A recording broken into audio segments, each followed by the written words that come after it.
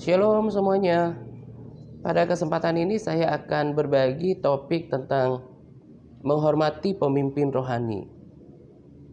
Saya sengaja menyampaikan tema ini di dalam video supaya Anda yang mengikuti video saya di YouTube juga mendapatkan berkat rohani yang sama. Saya terdorong untuk membagikan tema ini dan saya memang digerakkan untuk menyampaikan tema ini karena persoalan tentang menghormati otoritas rohani ini menjadi sesuatu yang sangat memprihatinkan di kalangan orang Kristen sendiri. Saya punya pengalaman pribadi di dalam pelayanan Tuhan di TRC ini, bahkan sejak dari TRM, saya sudah menemukan model orang Kristen yang seperti ini. Tidak menghormati, tidak menghargai otoritas rohani. Nah, sebetulnya lagi-lagi penyebab dari semua ini adalah karena ketidaktahuan terhadap kebenaran firman Tuhan. Di Mazmur 105 ayat 15 dikatakan bahwa jangan mengusik orang-orang yang kuurapi dan jangan berbuat jahat kepada nabi-nabiku. Nah, hukum ini berlaku untuk semua orang yang melayani Tuhan. Memang sekalipun seseorang melayani Tuhan sudah lama, dia hamba Tuhan senior, bukan berarti dia tidak memiliki kekurangan. Bahkan bukan tidak mungkin seorang hamba Tuhan melakukan kekeliruan atau kesalahan. Tetapi bukan berarti kemudian menjadi alasan bagi kita untuk menyerang, menghakimi, bahkan untuk tidak tunduk kepada otoritas rohani kita. Sama seperti orang yang baru bertobat gitu ya. Seseorang yang baru mengambil komitmen untuk bertobat dan berbalik dari jalan-jalannya yang jahat, tidak otomatis berubah seperti standar firman Tuhan.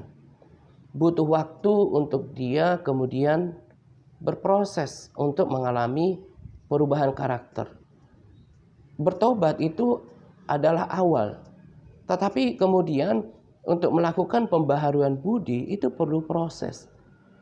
Malah tidak jarang kemudian seorang yang sekalipun sudah bertobat dengan air mata, dengan penyesalan, jatuh dalam dosa atau kembali mengulangi kesalahan yang sudah dipertobatkan, dia minta ampun tapi bisa terulang karena karakter yang lama ini sudah melekat di dalam dirinya. Jadi tidak instan untuk seorang yang baru bertobat, sekalipun tadi saya katakan dia bertobat dengan sungguh-sungguh, dengan air mata, dengan penyesalan, bukan berarti dia langsung jadi. Butuh proses untuk dia mengalami perubahan step by step, every day, sampai kemudian sempurna sama seperti Yesus. Demikian juga dengan para hamba Tuhan. Ketika mereka dipanggil, bukan berarti mereka sudah sempurna. Mereka tetap dalam proses Tuhan. Tadi saya katakan bisa saja mereka memiliki kekurangan, kekeliruan. Mereka tentu sedang mengejar kesempurnaan. Ada ketidaksempurnaan di dalam diri mereka. Bahkan bisa saja mereka membuat keputusan yang salah. Nah, tetapi tadi saya katakan bahwa bukan berarti karena hal-hal ini kemudian kita diperbolehkan punya alasan untuk menyerang, menghakimi, merendahkan, atau bahkan mempermalukan hamba Tuhan dimanapun mereka berada, dimanapun mereka melayani, entah di gereja, entah di dalam ministry gitu ya. Tidak lantas kemudian kita menyerang mereka, apalagi kita menikmati makanan rohani yang disediakan. Berarti kalau kita menikmati makanan rohani dari seorang hamba Tuhan, entah di gereja lokal, entah di media lain gitu ya, atau seperti pelayanan TRC ini, maka secara tidak langsung kita berada dalam otoritas rohani sebuah gereja atau pelayanan tersebut. Maka wajib bagi kita untuk menghormati, bukan kemudian merendahkan, mempermalukan, atau bahkan memfitnah. Nah, justru kalau kita mau menjadi seorang Kristen yang sejati, maka pilihan yang terbaik adalah mendoakannya. Tetapi kan jarang orang Kristen yang memiliki sikap kekristenan seperti ini. Tetapi kalau kita tidak mampu mendoakan seorang yang melayani Tuhan dimanapun medianya, entah di sosial media, entah hanya sebagai pelayanan atau di gereja gitu ya, kita harus menjaga sikap hidup kita untuk tidak menyerang hamba Tuhan tersebut. Karena dalam pemahaman saya, siapapun orangnya, bahkan sekalipun dia tidak berlatar belakang teologi ya gitu ya, kalau dia sungguh-sungguh melayani Tuhan, maka urapan Tuhan ada di dalamnya, di dalam hidupnya. Bukan berarti untuk kemegahan dirinya atau untuk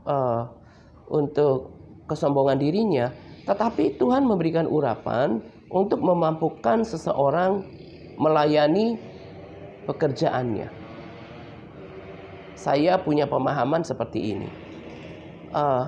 Sama seperti orang tua kita. Orang tua yang Tuhan berikan kepada kita nggak bisa pilih. Mereka punya kekurangan, mereka punya ketidaksempurnaan, bahkan mereka bisa saja melakukan kesalahan. Tetapi firman Tuhan berkata, hormatilah orang tuamu. Walaupun orang tua kita melakukan kesalahan, bahkan memberikan nasihat yang tidak seturut dengan firman Tuhan, kita harus tetap bisa menghormati orang tua tersebut. Menghormati bukan berarti harus ikut nasihat yang tidak seturut dengan firman Tuhan. Kita tetap bisa menjaga sikap. Menghormati di sini adalah kita tetap bisa menjaga sikap terhadap orang tua tersebut, bahkan melakukan penolakan karena kita tahu kebenaran dengan cara yang santun. Jadi intinya harus tetap ada penghormatan terhadap orang tua kita. Coba bayangkan bagaimana rasanya, bagaimana perasaan orang tua, di mana wibawa orang tua, harga dirinya ketika kemudian anak-anaknya menyerang, mengata-ngatai, menjelek-jelekkan, bahkan memberontak terhadap orang tuanya. Makanya saya merenungkan bahwa hukum Tuhan itu sangat sempurna. Sangat sempurna. Jadi sekalipun orang tua melakukan kekeliruan, kesalahan, bukan berarti ada pembenaran untuk anak melawan bahkan memberontak orang tuanya. Bagaimana rasanya perasaan orang tua, wibawa dan harga diri mereka kemudian dirusak oleh orang-orang yang konon dilahirkan oleh seorang ibunya begitu, lalu diasuh oleh ayahnya, tetapi kemudian anak-anak ini tidak memiliki rasa hormat terhadap orang tua.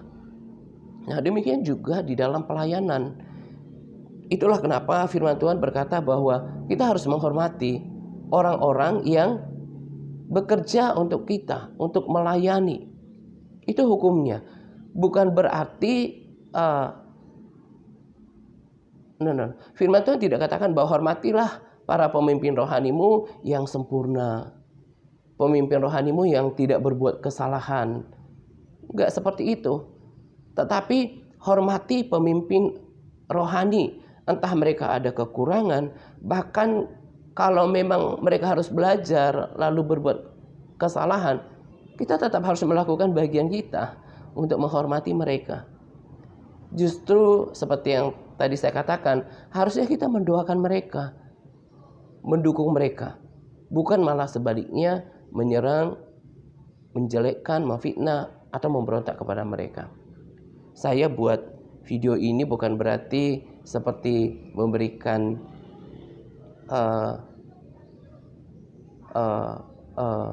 pesan khusus,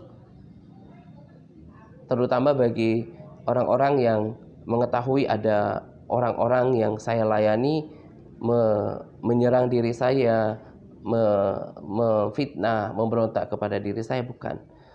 Tetapi saya bagikan ini supaya menjadi pelajaran, sebab pemberontakan orang Kristen terhadap otoritasnya tidak hanya terjadi di dalam pelayanan ini, tetapi di luar sana ada sangat banyak orang-orang yang kemudian tidak menghormati pemimpin rohaninya. Masih ingatkah kita kisah Miriam dan juga Harun memberontak kepada Musa? Itu dituliskan di Bilangan 12. Jadi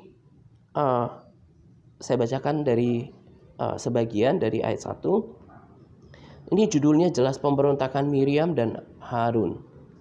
Ayat 1, Miriam serta Harun mengatai Musa berkenaan dengan perempuan Kus yang diambilnya, sebab memang ia telah mengambil seorang perempuan Kus. Kata mereka, sungguhkah Tuhan berfirman dengan perantaraan Musa saja? Bukankah dengan perantaraan kita juga ia berfirman? Dan kedengaranlah hal itu kepada Tuhan. Adapun Musa, seorang yang sangat lembut hatinya, lebih dari setiap manusia yang ada di muka bumi. Lalu berfirmanlah Tuhan dengan tiba-tiba kepada Musa, Harun, dan Miriam. Keluarlah kamu bertiga ke kemah pertemuan. Maka keluarlah mereka bertiga. Lalu turunlah Tuhan dalam tiang awan dan berdiri di pintu kemah itu. Lalu memanggil Harun dan Miriam. Maka tampillah mereka keduanya. Lalu berfirmanlah ia, dengarkanlah firmanku ini. Jika di antara kamu ada seorang nabi, maka aku Tuhan menyatakan diriku kepadanya dalam penglihatan. Aku berbicara dengan dia dalam mimpi. Bukan demikian hambaku Musa, seorang yang setia dalam segenap rumahku. Berhadap-hadapan aku berbicara dengan dia, terus terang, bukan dengan teka-teki. Dan ia memandang rupa Tuhan. Mengapakah kamu tidak takut mengatai hambaku Musa? Sebab itu, ayat 9, bangkitlah murka Tuhan terhadap mereka, lalu pergilah ia. Nah, kalau saudara baca ayat selanjutnya, maka Miriam kena kusta, dikutuk oleh Tuhan. Nah, ini adalah kisah nyata dan dituliskan di Alkitab untuk menjadi pelajaran bagi orang percaya, supaya menghormati pemimpin rohani yang Tuhan taruh atas mereka. Tadi saya katakan, apalagi nyata-nyata orang yang melayani Tuhan tersebut, pelayan Tuhan tersebut, hamba Tuhan tersebut, nabi Tuhan tersebut memberikan makanan kepada kita. Kita menikmati pengajarannya, kita menikmati firman Tuhan yang dibagikan, Lalu kemudian oleh kekurangan, ketidaksempurnaan dari orang tersebut, lalu kita mulai mengata-ngatai dia, mulai menggosipin dia, menjelek-jelekkan dia, memfitnah dia, bahkan memberontak kepada dia. Nah, sikap ini bukan cuma tidak berkenan, tetapi mengakibatkan murka Tuhan. Jelas ditulis di sini bahwa bangkitlah murka Tuhan terhadap mereka. Dan tadi saya katakan kalau Anda baca ayat selanjutnya, maka Miriam kena kusta.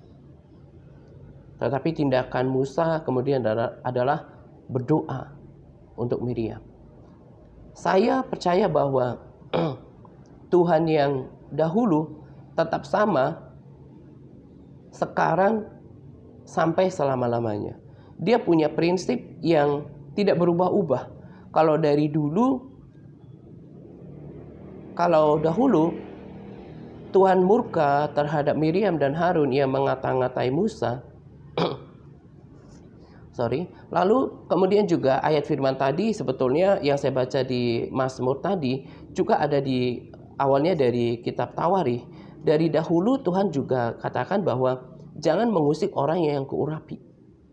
Orang-orang yang Tuhan pakai itu ada urapan Tuhan di dalamnya. Jadi sebetulnya ketika kita menyerang orang-orang yang melayani Tuhan, kita secara tidak sadar kita menganggap remeh, kita menghina, kita tidak menghargai urapan Tuhan yang ada di dalamnya. Sama seperti tadi yang saya katakan, wibawa orang tua, harga diri orang tua yang tidak dihormati anak-anaknya itu menjadi robek, menjadi pudar, menjadi harga diri mereka dilecehkan. Nah, demikian juga dengan ketika seseorang mengusik orang-orang yang dipakai oleh Tuhan untuk melayani. Bukan saja kita merendahkan, menghina oknum hamba Tuhan tersebut, tetapi kita tidak menghargai otoritas dan urapan Tuhan yang ada di dalam diri hamba Tuhan tersebut. Itulah kenapa Tuhan murka. Karena ada urapan Tuhan di dalamnya. Jadi kalau kita menyerang orang yang jelas-jelas dipilih oleh Tuhan, diberikan kesempatan oleh Tuhan, dipakai oleh Tuhan, berarti kita menentang pengurapan Tuhan atas dirinya. Makanya di mata Tuhan jahat orang-orang yang tidak menghormati para pelayan Tuhan, hamba Tuhan, nabi Tuhan.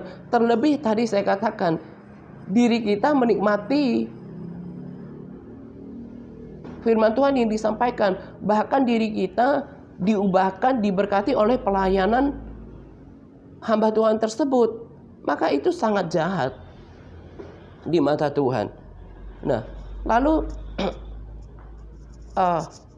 dari pengalaman saya 5 tahun pelayanan di sosial media yang berhubungan langsung dengan banyak orang, sudah puluhan orang yang saya saksikan memiliki karakter seperti ini. Awalnya ketika baru bergabung, bersemangat mengikut Tuhan, hatinya masih terjaga gitu ya, bisa menikmati, menerima dengan baik setiap pengajaran yang saya bagikan. Lalu seiring berjalannya waktu, mungkin dia lihat kekurangan diri saya atau ketidaksempurnaan dalam berkata-kata, mungkin juga dalam sikap hidup yang mungkin mereka menyaksikan, sudah pernah ketemu dengan saya, bahkan tercemar oleh perkataan orang lain, maka sikap hatinya mulai tercemar gitu. Nah, mungkin juga karena ketersinggungan, mungkin karena sakit hati, tidak terima ditegur dengan keras.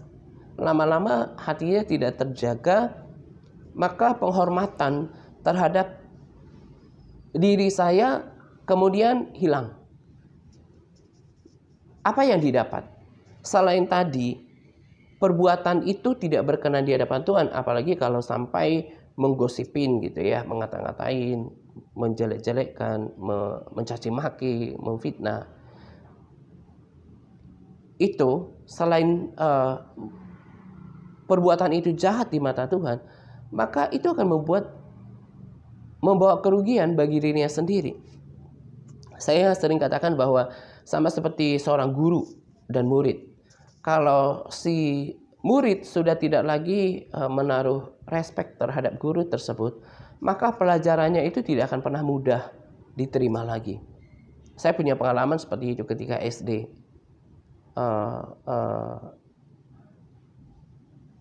SMA terutama.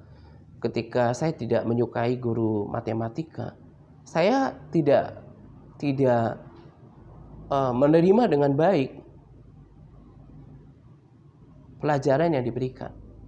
Nah, seperti itu juga yang dialami oleh orang-orang yang pernah saya layani.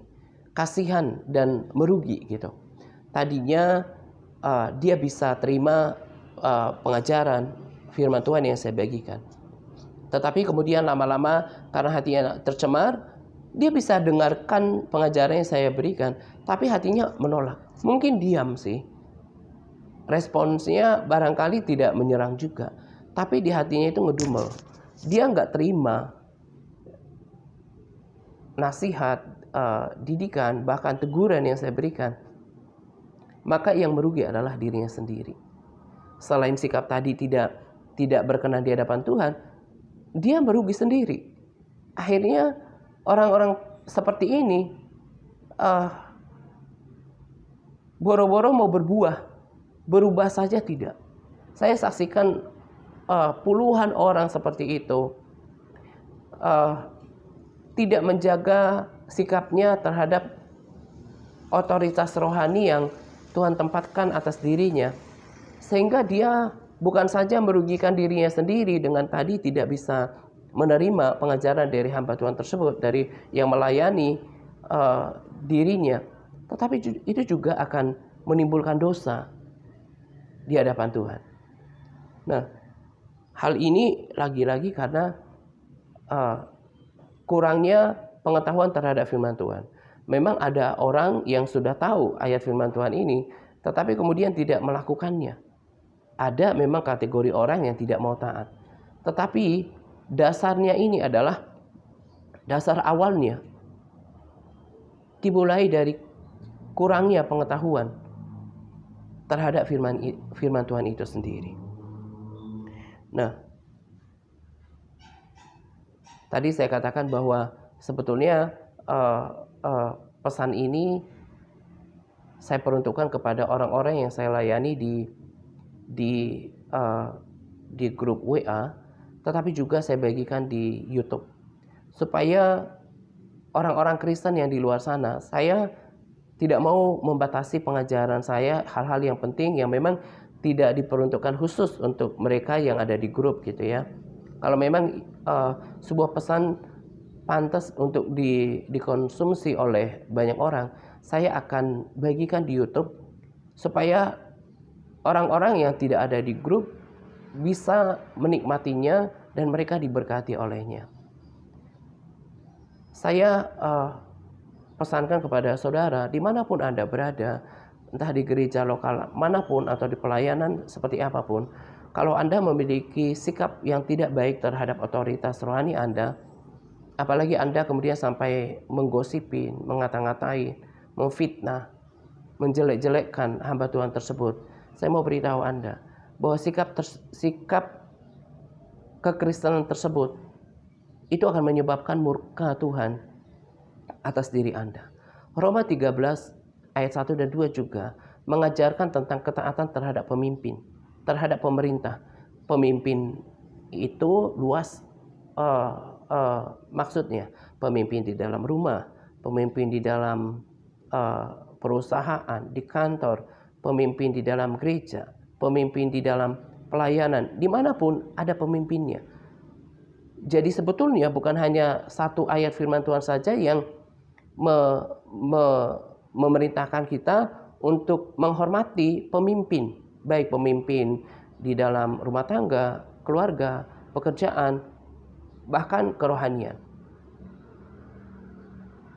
Tadi saya katakan bahwa tidak sedikit orang yang kemudian memberontak terhadap pemimpin rohaninya. Saya mau beritahu Anda melalui video ini bahwa perbuatan tersebut itu jahat di mata Tuhan. Sekalipun hukuman Tuhan tidak langsung seperti yang terjadi pada Miriam, tetapi nanti kalau Anda terus melakukan itu dan tidak berubah, maka nanti Anda harus mempertanggungjawabkan itu di hadapan Tuhan.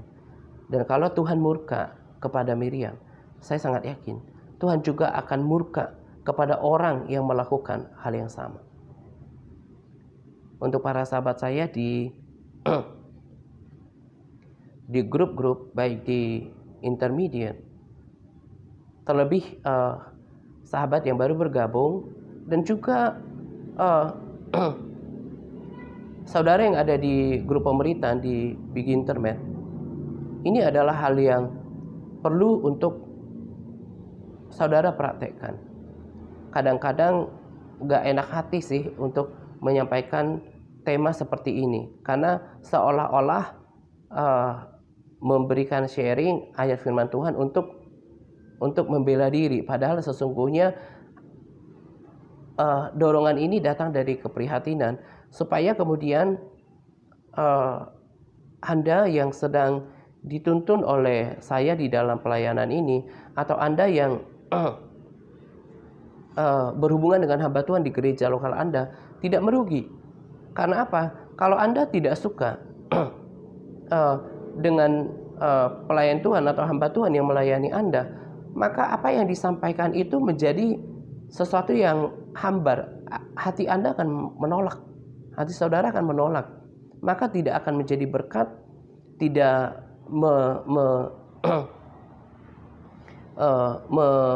menimbulkan perubahan di dalam diri Anda. Dan tadi saya katakan bahwa itu jahat di mata Tuhan. Nah, hal-hal seperti ini, hal-hal per topik seperti ini, saya akan bagikan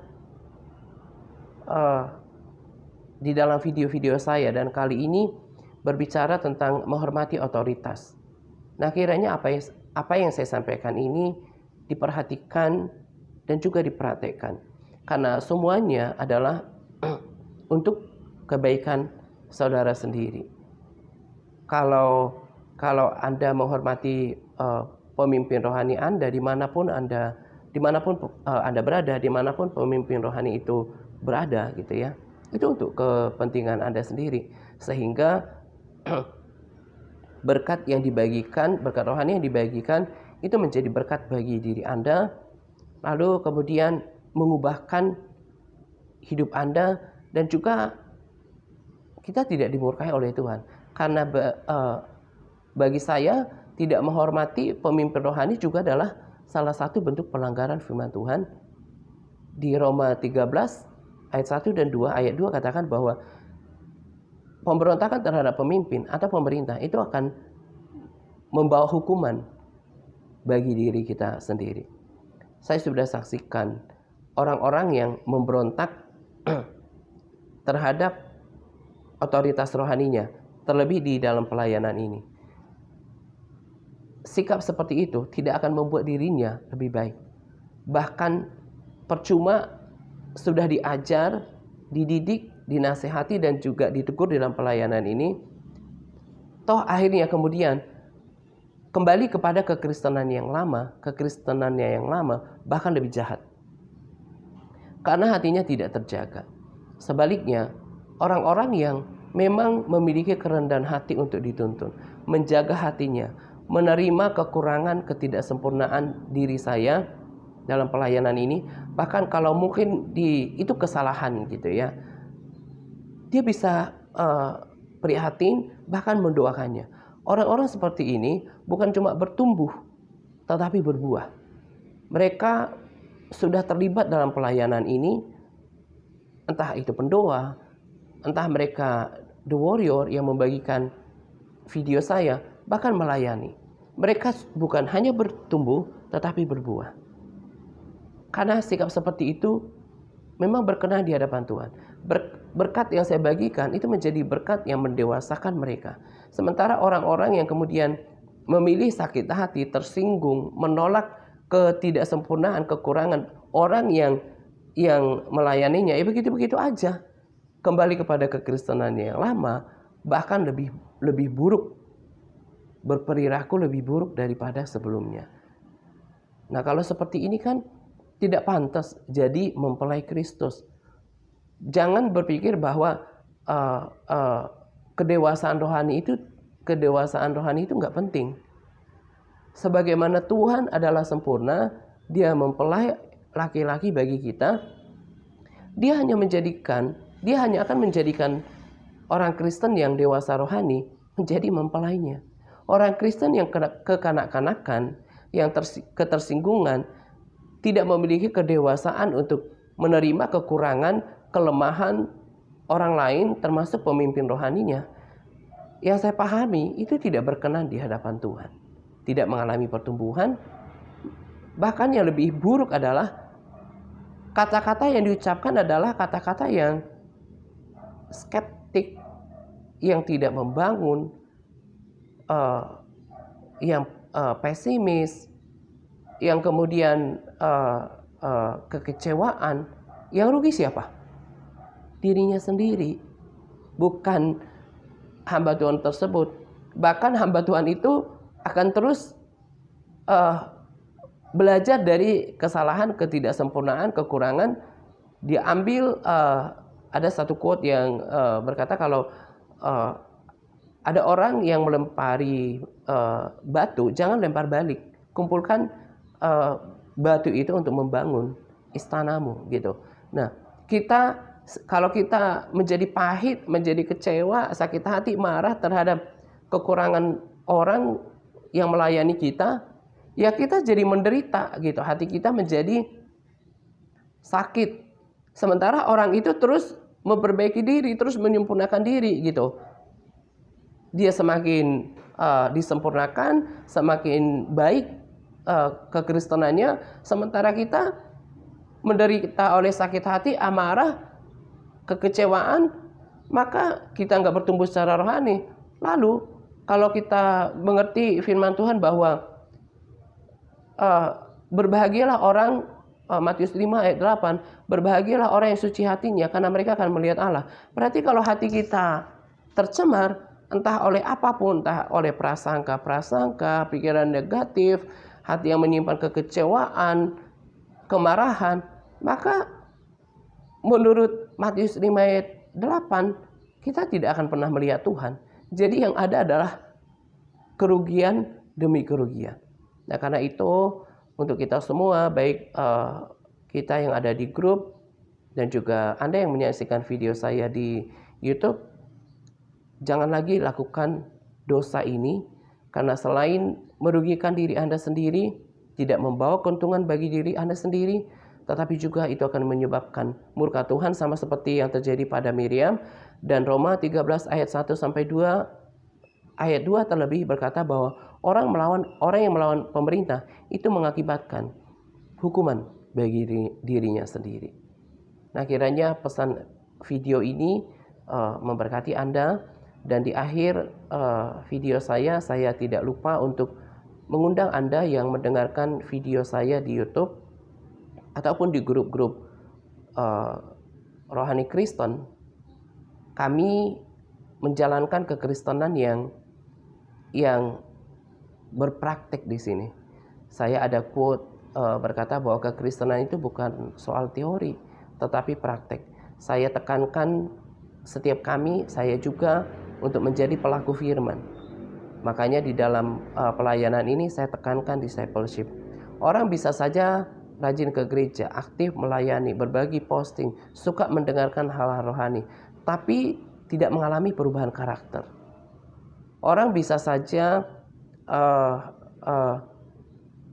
suka berbagi misalnya tentang perkara rohani misalnya, tetapi dia tidak menjadi pelaku. Hal-hal kecil misalnya, mungkin dia suka berbagi posting tentang pokok doa, tentang hal berdoa, tentang iman, mungkin tentang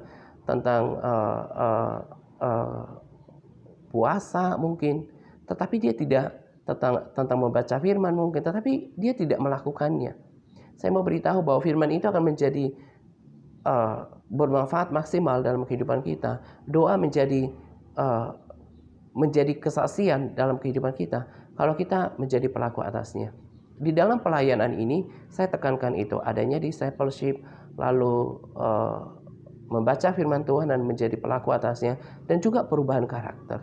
Itu yang terjadi di dalam kehidupan kami yang berada di dalam pelayanan ini. Nah, karena itu kalau Anda merasa bahwa sudah lama jadi Kristen nih, udah puluhan tahun, tapi tabiat lamanya masih melekat, mulutnya belum bisa terjaga, hatinya masih suka panas, perkataannya masih suka perkataan yang tidak membangun, bahkan menyerang orang lain, menjelekkan orang lain, menfitnah, bertengkar gitu. Perilakunya juga seperti itu. Yuk bergabung bersama dengan kami dalam pelayanan ini. Coba new normal kekristenan di TRC, dan kiranya memang Anda bisa berubah bersama kami di dalam pelayanan ini. Bergabung bersama dengan kami, Anda bisa hubungi orang-orang yang membagikan video saya, atau Anda bisa komen di YouTube, atau bergabung di TRC Facebook. Nanti kami akan menggabungkan Anda ke grup WA. Di sana kita akan sama-sama belajar firman Tuhan dan berpraktek. Kita tahu doa, tetapi kita juga belajar berdoa. Kita tahu firman Tuhan, membaca firman Tuhan itu baik, kita harus menjadi terlibat di dalamnya. Kita mengerti bahwa harus menjadi pelaku firman, dan kita harus praktek. Nah, kekristenan seperti inilah yang akan membuat kekristenan seseorang bertumbuh, berubah, dan berkenan kepada Tuhan. Ini saja yang saya mau bagikan pada video kali ini. Nantikan saya kembali pada video selanjutnya untuk tema yang berbeda. Tuhan Yesus memberkati kita berlimpah-limpah. Amin.